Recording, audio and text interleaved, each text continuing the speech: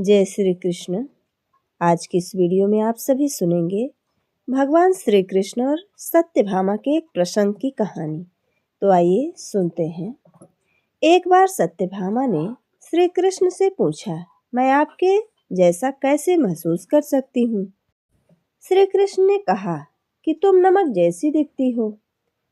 यह तुलना सुनकर सत्यभामा क्रोधित हो गई और बोली, चाहे किससे भी तुलना करूं, पर इस पूरे संसार में मेरी तुलना करने लायक कोई भी वस्तु नहीं है। उस समय श्री कृष्ण ने सत्यभामा को समझा बुझाकर अपना क्रोध शांत किया। कुछ दिनों बाद श्री कृष्ण अपने महल में एक भोज का आयोजन किए और 56 अगोद का आयोजन किया। श्री कृष्ण ने सबसे पहले उन 8 मेहमानों से आग्रह किया जिन्हें खाना पकाने में पूर्ण सत्यभामा प्राप्त थी, और फिर उन्होंने भोजन शुरू किया। सत्यभामा ने पहले तो मुंह में कुछ डाला, लेकिन ये क्या था, सब्जी में नमक तो नहीं था। सत्यभामा ने उस चूर्ण को मावा मिश्री के मुंह से बाहर निकाल दिया। फिर दूसरे चूर्ण को मावा मिश्री के मुंह में डाला और उसे चबाकर पानी की सहायता से किसी तरह मुंह से बाहर निकाल दिया। अब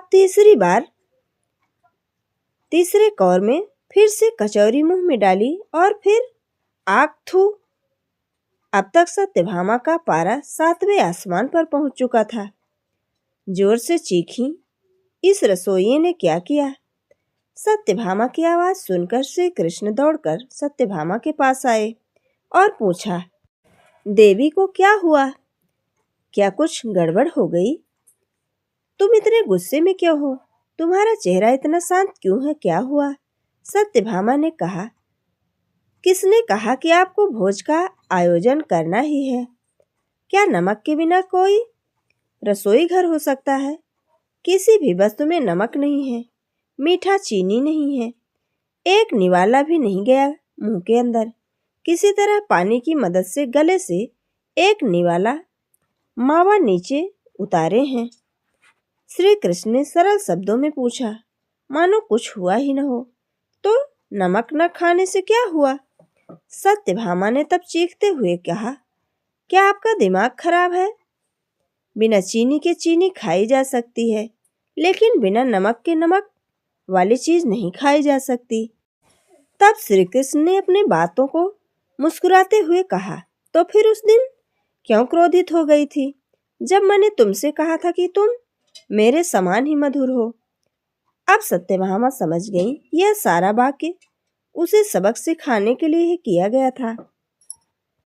सत्यभामा ने अपना सिर झुका लिया, जबकि अन्य रानियां मुस्कुरा रही थीं। कहानी से यह संकेत मिलता है कि स्त्री जल के समान है, जिससे भी वह मिलती है उसे अपने गुणों के आधार पर अपना लेती है।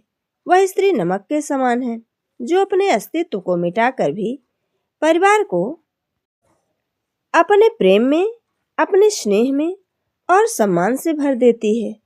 ये थी भगवान श्री कृष्ण और सत्यभामा के संवाद की कहानी। जय श्री कृष्ण। राधे राधे।